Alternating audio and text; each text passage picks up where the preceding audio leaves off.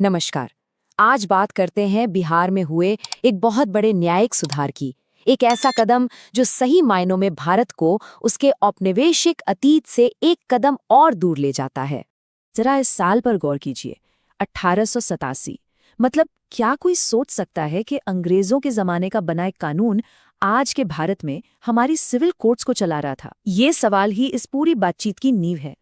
तो चलिए सबसे पहले यही समझते हैं कि इस पुराने कानून की जड़ें कितनी गहरी थीं और असल में इसके साथ दिक्कत क्या थी। इस टाइमलाइन को देखते ही एक बात तो बिल्कुल साफ हो जाती है। 1887 में बना ये कानून भारत की आज़ादी के दशकों बाद भी हाल तक लागू रहा। इतने लंबे समय तक एक ही कानून का चलना अपने आप में ही बताता है कि वो कितना पुराना पड़ चुका था। अब देखिए, यहाँ जो वाकई में दिलचस्प बात है वो है मकसद का फर्क। ब्रिटिश राज का जो मेन ऑब्जेक्टिव था वो लोगों को न्याय देना नहीं था, बल्कि पूरे एडमिनिस्ट्रेशन पर अपना कंट्रोल बनाए रखना था। वहीं आज़ाद भारत की न्यायपालिका का लक्ष्य बिल्कुल अलग है, लोगों के लिए न्याय को आसान और तेज बनाना। तो सवाल ये उठता है कि इस पुरानी समस्या से निकलकर एक नए समाधान तक का सफर कैसे तय हुआ। यहीं से कहानी में एक बहुत बड़ा मोड़ आता है, जहां फोकस कंट्रोल से हटकर जस्टिस पर आ जाता है। और वो बड़ा मोड़ था ये कदम।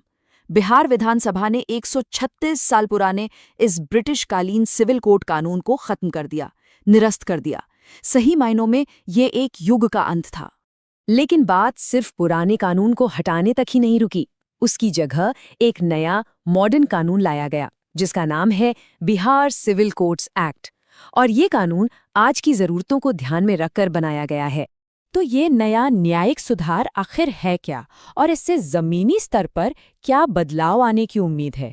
आइए इसके कुछ खास पहलुओं को समझते हैं। देखिए, इस पूरे सुधार के केंद्र में एक सिद्धांत है, ईज ऑफ जस्टिस। इसका सीधा सा मतलब ये है कि न्याय की पूरी प्रक्रिया को इतना आसान, पारदर्शी और असरदार बना दिया जाए कि एक आम नागरिक को आसानी से और तेजी से न्याय मिल सके। तो सवाल ये है कि ये कानून ईज ऑफ जस्टिस को हकीकत में कैसे बदलेगा। इसे हम 3 तरीकों से समझ सकते हैं। पहला, अदालती ढांचे का आधुनिकीकरण। मतलब अब ये ज्यादा साफ होगा कि कौन सा केस किस कोर्ट में जाएगा। पैसों से जुड़े मामलों की जो सीमाएं हैं उन्हें आज की महंगाई के हिसाब से अपडेट किया गया है, ताकि सही केस सही जज तक जल्दी पहुंचे। दूसरा, एक ज्यादा पारदर्शी प्रशासनिक सिस्टम बनाना। इससे कोर्ट के कामकाज में ट्रांसपेरेंसी आएगी, केस का स्टेटस ट्रैक करना या जानकारी लेना आसान हो जाएगा। और तीसरा, असरदार और अपडेटेड तरीकों को लागू करना। इसमें टेक्नोलॉजी का इस्तेमाल भी शामिल है, जैसे ऑनलाइन केस फाइलिंग या डिजिटल नोटिस भेजना, जिससे पूरा प्रोसेस तेज हो और खर्चा भी कम हो।